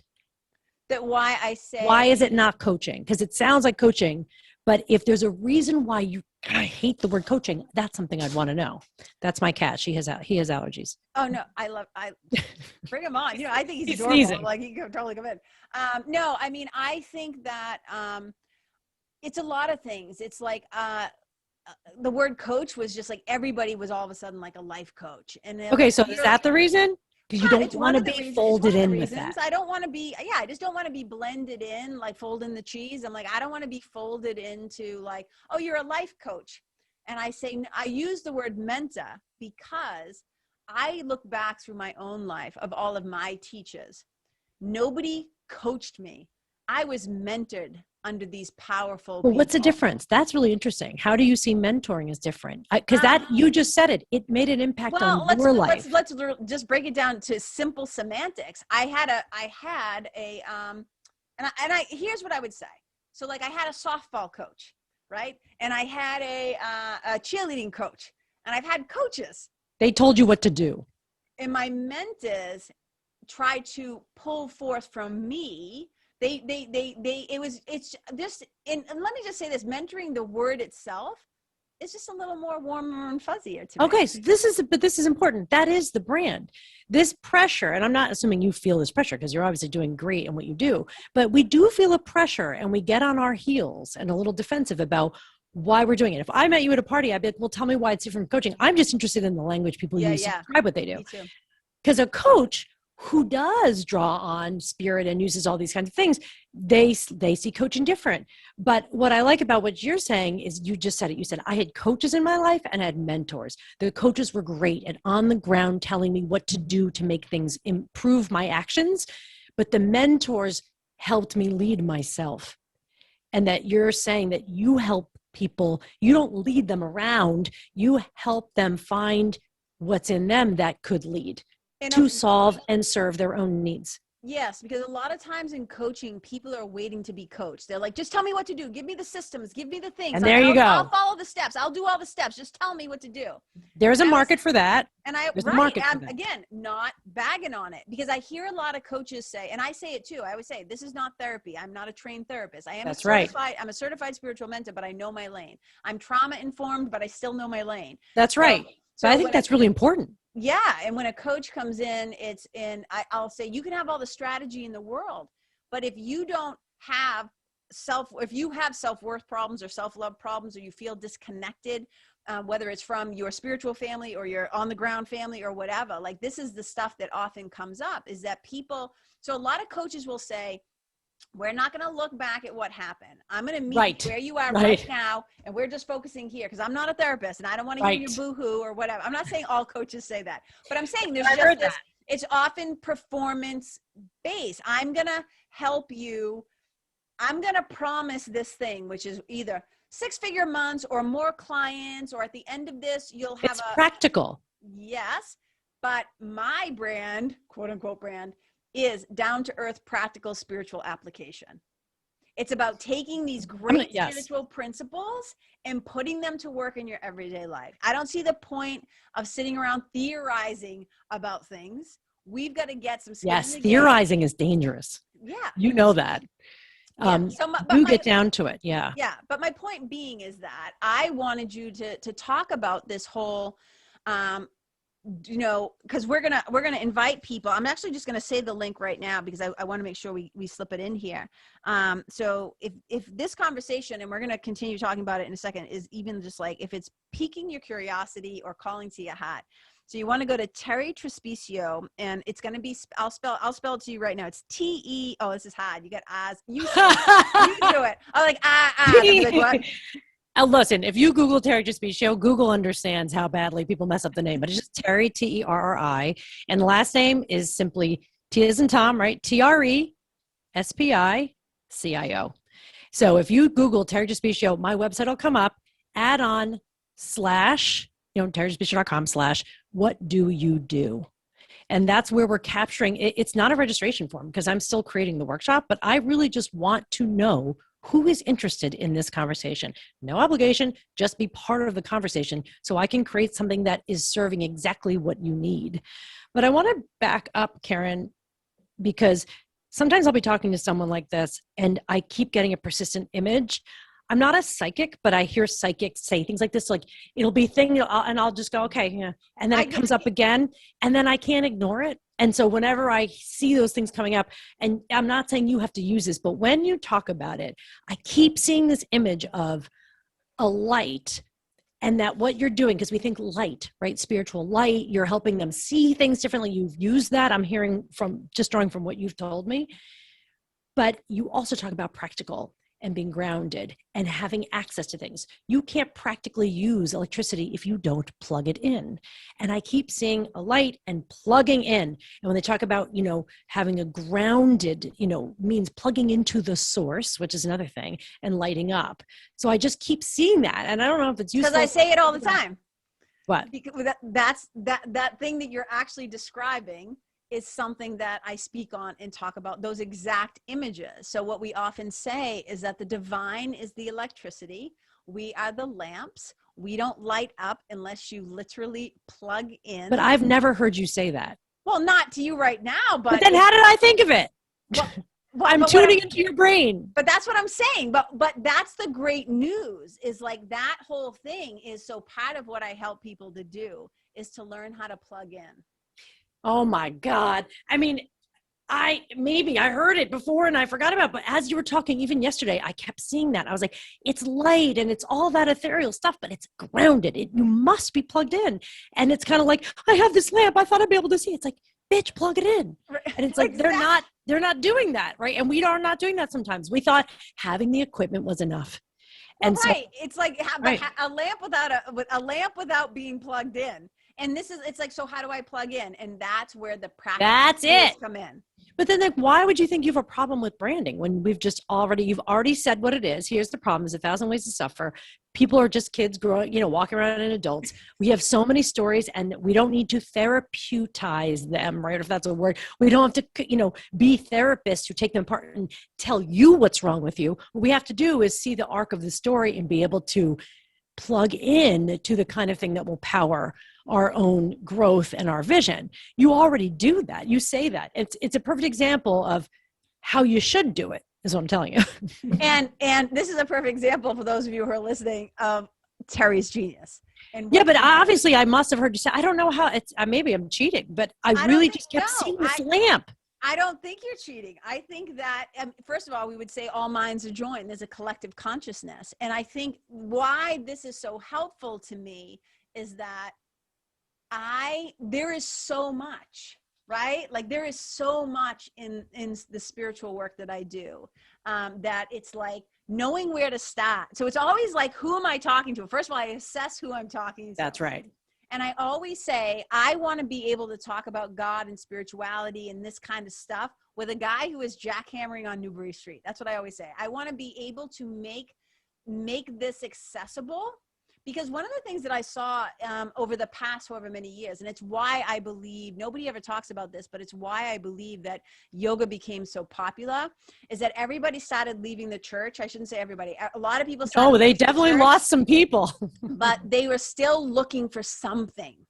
And instead of skin hunger, it was soul hunger. Everybody started throwing out Jesus I'm like, baby Jesus went out with the bathwater. And God. I was like, but they wanted He's something. Fine. I know, but they wanted some nourishment. They wanted some sort of a thing. And so people started flocking to like yoga studios, because the yoga teachers would be there saying their Pema Chodron quotes and saying these little spiritual things. And I just realized, like, people are suffering and they think that the fix is going to come in this. And I know that as soon as you believe that you are separate from your source, whatever you call it, I don't get attached to the names, you will suffer.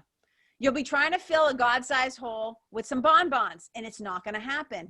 With some great sex, with a gazillion dollars, with a great red wine. So you'll lose a lot of alcohol down that hole, right? Because it can't fill it. I always say it's like pissing into the Grand Canyon. Good luck with that. Right?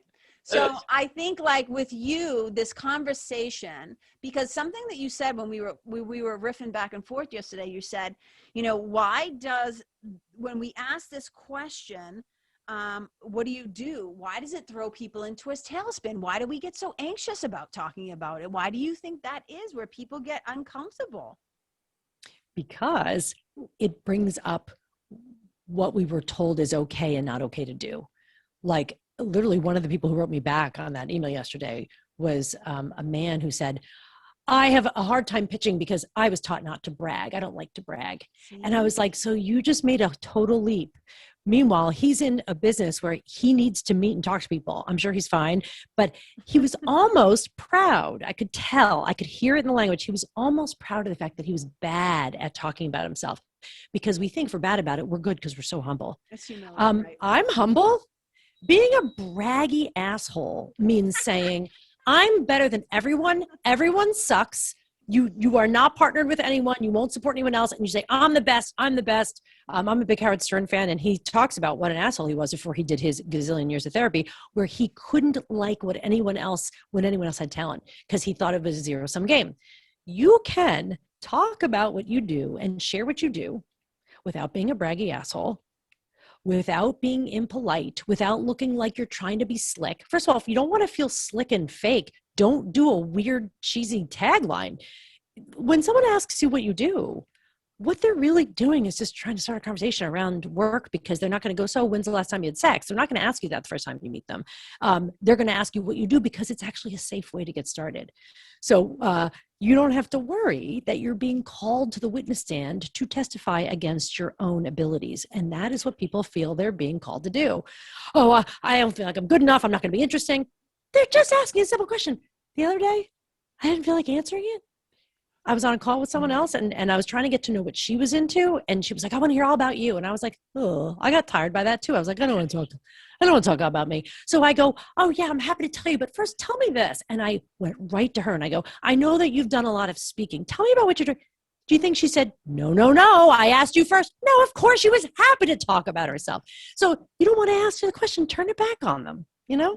Yes, I do know. And I hear what you're saying. And I also think that one of the things is, I think a lot of times we overly identify with our jobs, like that we are what our jobs are. So what if you have a job that actually you do it just because?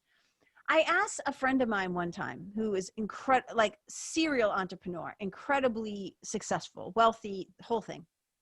And we were talking a lot about branding and marketing and the kind of market, he's like, you don't really do marketing. He's like, he's like, how you even like have a business? He thinks it's hysterical. So he's just like, I don't know how you're doing it, but whatever. And, but he once said to me, I said, yeah, but all the things that the marketing people tell me I quote unquote should do, I really don't want to do.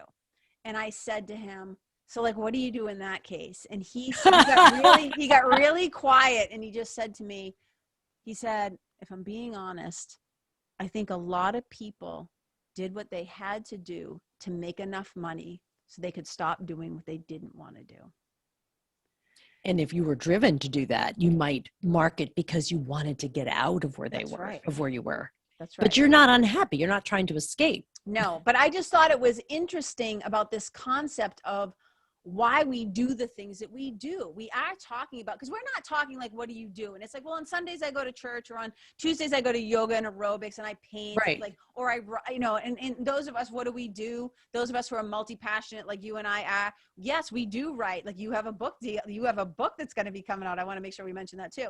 We do a lot of things, but I think in this thing of like, let's distill down to like my life or my work, because we have so my whole life worth.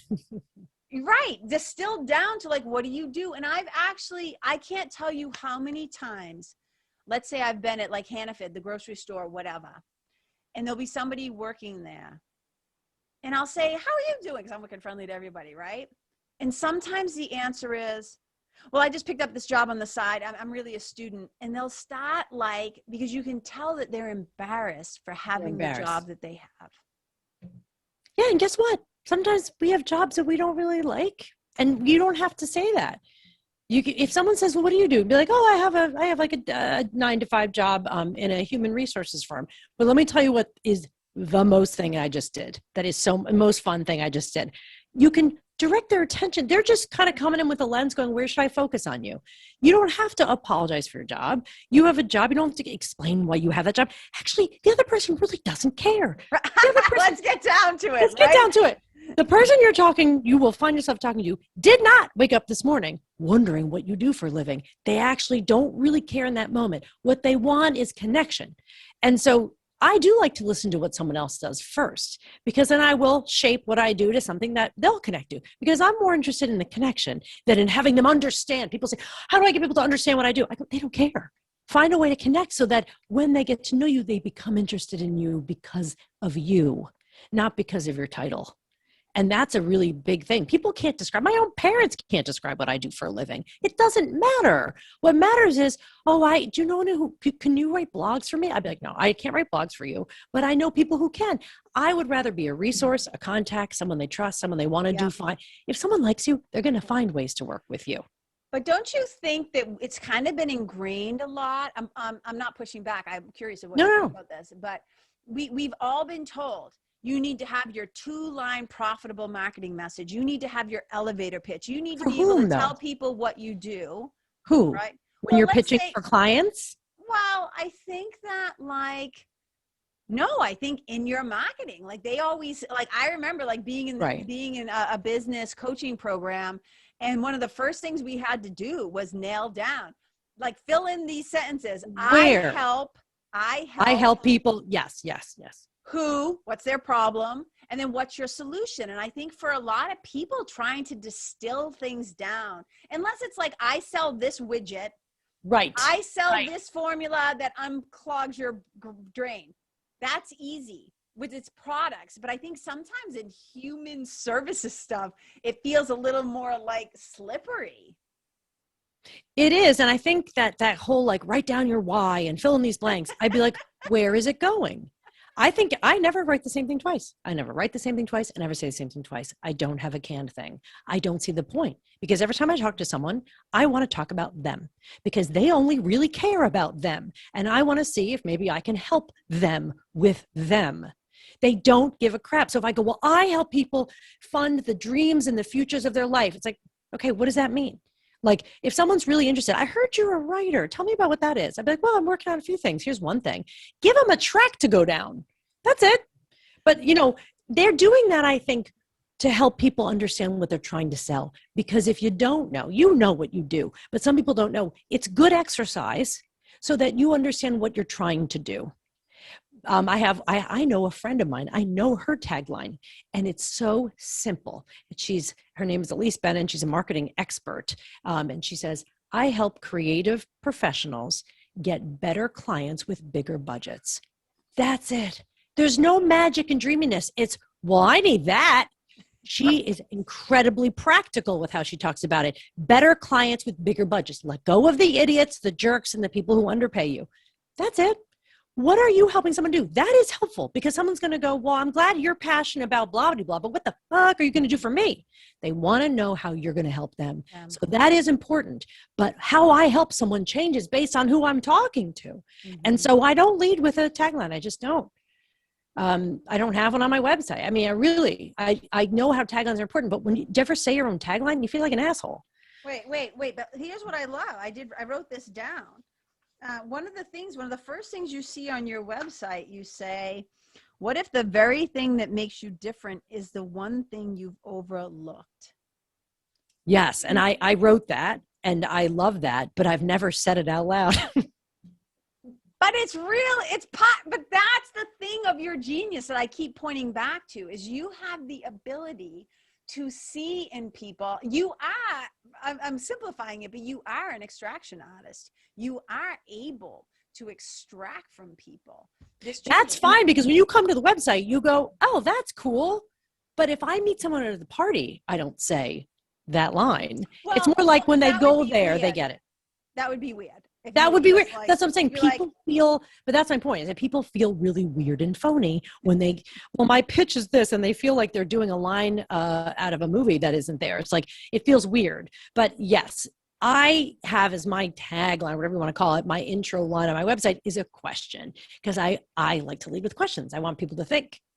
I don't want to be like, I'm a this, I'm a that. When people how do I tell people who I am? I always go, honey, they don't care. It's okay. I'm like, how about you tell me why I care? Don't tell me about who you are. How am I going to tell people how brilliant I am? And I have all these things. I'm like, great. They don't really give a shit. They're thinking through their grocery list while you say that. They want to know if you can help them.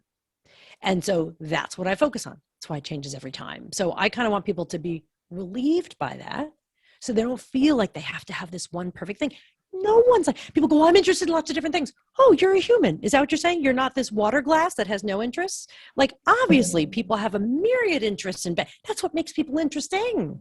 And I think one of the things that you're saying that's important that we haven't touched on is that in order to know how you're going to help somebody, and you have to lead with those questions, you also have to have a skill set of generous listening. Yes. That's the gift. I mean, and I work hard on that because I don't think I'm necessarily naturally all that great at it. I've learned to be, and as shy kids, we were very tuned in and listening because we were afraid. But yes, if you can listen to someone, people will always want to talk to you. And in my line of work, if people want to talk to me, that's a great thing. So if you don't want people to talk to you, that's easy enough. But if you want them to talk to you, find ways to ask them questions. This thing doesn't have to be so upsetting.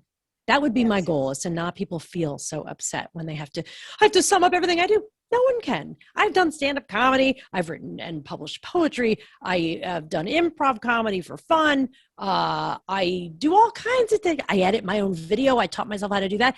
No one cares. That's what I like to do. But if someone met me at a comedy show, they go, oh, she's a stand-up comic. But the financial guys don't know that. You know what I mean? It doesn't matter. I don't need to. Our goal is not to be like, how's everyone going to know all the parts of me? That's for your significant other, for your friends, for people who want to know all the parts of you. But this idea that I have to be somehow so spellbinding is just too much pressure. I don't need to be spellbinding. I just need to like have a nap or ride your Peloton, or ride my Peloton, or have some wine. Like, you know what I mean? Like, hang out with your cat. Yes. But one of the things, tell us about your book. And oh yes, the book is coming out in January 2022. The unofficial title, which I have pushed hard for, is called Unfollow Your Passion. I had a book that I thought I was going to publish, and then they're like, yeah, what about that TED Talk though? And I was like, oh, okay. And I realized they really wanted the book version of that. So I mushed it together, and I didn't really know what it was going to be till I finished doing it. The publisher is Atria Books at Simon & Schuster, and they really wanted it to have a how-to element. Yeah. And so I worked Gateless in. Gateless come to the rescue. I pushed some of that in there so that it's a guide for people to see there's another way to see their lives than the major they chose, or the passion they chose. Like, forget all that stuff. It's all on this, on that, as you know. And it's meant to be a manual for freeing yourself from what other people expect of you, so you can live a life of meaning, and passion arises from that. So I have submitted the manuscript. I am sitting on my hands waiting to hear if they like it. That is what's happening. And you know what? They might send it back with 1 million red marks on it. I don't know. So you sent in the first draft. Yeah, you send in the submission. Now you're waiting. This is what is the book. This is it. It's not even like, let's go through many drafts. It's like, we're going to go through many drafts, but it was like, here's what I think the book is. And I have not heard a word. It's been over a month, and I'm like, okay. So I'm just waiting. And I'm as worried as anyone else would be about what someone else thinks of their work. But I can tell you that I have it in writing in a contract that a book is coming out. So it's like a baby. Like, you're pregnant, the baby's coming out. It has to come out. No stopping the baby. Except the baby, there's no stopping a baby or a contract. Sure. A legal contract. So when that comes out, I'd be very excited, because it obviously, as a writer, it was always a dream to have a book. So I'm very excited about that. Oh my God, me too. It's one of my dreams too. And I know Laura Belgray is also trying to write her book right now too. She has a deal, and she is trying to write her book, and she is an amazing writer, and she has the same doubts and questions about her work. We all do. So if you think you have to be confident to do the work you want to do, no, you do not. You just have to do it. Do it. I can't wait till you do yours, because I'm doing stories. I mean, I'm trying to get my first draft. I'm trying to get it done by, and I hold it loosely, but I'm trying to get the first draft done by the end of June. Oh, good. Because I want to try. It's just time. I've been carrying this story for like forever. Yes, this is a story that has to be heard. You've seen snippets of it because of over the years. Yes. Yeah. So I can't wait. I can't wait either. I'm like, that's I think it's good timing for you, because you, when I met you, didn't have this big a platform, quite frankly. You need that platform to offer the book so more people know about it. So well, I think it's really everything great. I do in my business, a little secret squirrel, if anybody's paying attention, everything that I do, like whether it's grow your list or do this or spiritual mentoring, I'm trying to, how do I say it? It's organically happening, but really it's because I want to have a readership. I want some place. You have to nurture that. I want some place for this book to land. And it has to have a community. Yeah. And over the years, just because I'm a storyteller first and foremost, all the other things after my name, I most relate as a storyteller. So it's like, I've been telling stories long enough. People have been getting snippets of things long enough that they're like, they want the whole pie. Like I just got asked to, I was in a workshop with Andre Dubus III, and the work that I created during that workshop got whatever. He nominated me for memorable work, remarkable work. And they wanted, they just wrote to me and said, will you give us a chapter or a piece to put on the website? Oh my God, amazing. And I said no. Wait, why? Well, he nominated me, but no, the place, the main media call, the place where we did it, because you can only submit the work that you did during that workshop. And that scene is such a pivotal scene in the book, in the narrative. And I don't want to put it out. If there was just like, 3 pages of whatever, like maybe, but I don't need whatever. So I've just chosen not to submit it, but it was nice to get that. That's amazing. Those things matter. We have meaningful mentors, Absolutely. Yeah, exactly. So Terri, is there anything that I forgot to ask you? I literally think that there's not one element that we missed. I mean, you have given me an incredible amount of space and time to share, and I'm very grateful for it. Oh my God. Well, I think it's going to be wicked helpful for people. And I think that's one of the things I love about you, because part of my work too is about freedom and helping people define freedom. And we both do it. I think we do it in different ways, but that's the end goal. The goal is the same.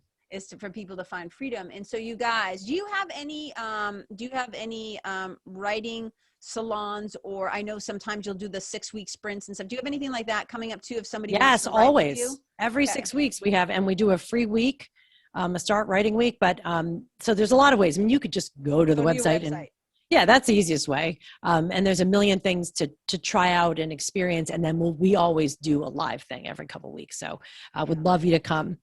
Yeah. I'm telling you guys, just come and have the experience. You're going to fall in love with Gateless Writing like we all did. And, yes. You're going to also get a taste of up close and personal Terri's magic. And I think everybody should have that experience, because it changes lives, Terri. The work that you're doing to help people see themselves more clearly, to understand their stories more clearly, to be able to learn how to express, what they love, and to get it out into the world. This is the thing that gives our lives meaning. And I just think your work is so important, and nobody does it better than you. And so I'm just so, I'm excited. I'm so excited you said yes, and we got to have this conversation. I love it. Love a spontaneity. Yeah. Spontaneous conversation. Yeah. So you guys go to our website. It will all also be in the show notes. You'll find everything you need to sign up. But I want to repeat again, territrespicio.com/what-do-you-do. If you want to be a part of this conversation and learn more about what Terri's going to be up to. Because I know she's forming, something's going to come out of this. Something's going to come out. Workshop or something's going to come out of this. So. Oh, absolutely. Yes. We're going to do it in May. It's going to be happening in May. I just don't know quite how that's going to work yet, but we're working on it. Yeah. Well, you'll know what to do, because that's how you work. You'll figure it out. It'll pop up. So you guys, thank you so much for tuning in. I love you guys. I appreciate you. I celebrate you. I hear you and I feel you. And just thank you so much. And as I always say at the end of every show, wherever you go, may you leave the people, the place, the animals, the environment better than how you found it. Wherever you go, may you be a blessing. Bye. Hey, you guys, thank you so much for tuning in to this episode of the Karen Kenney Show. I super duper appreciate your time, friendship, and support. And look, if something that I shared from my heart today somehow landed in yours, I'd love to hear about it. So please tag me on Facebook or Instagram or IG stories or wherever the cool kids are hanging out these days, and let me know what your favorite part was or what you found most helpful. You can find me over at Karen Kenney Live. That's Karen, KenneYlive. And if you're digging what I'm saying and you want to hear more, I'd be wicked grateful if you could go to iTunes and subscribe and leave a review, because you guys, that's how you'll help me to keep spreading the love. And if you can think of someone that could benefit from hearing this episode, please share it with them. I'd also love to stay connected with you. So if the feeling is mutual, please go to KarenKenney.com/freebie and download my free guide to building your spiritual team. Until next time, my brothers and sisters, keep living in the fearless flow. Know that I see you, I appreciate you, and I love you. And wherever you go, may you be a blessing.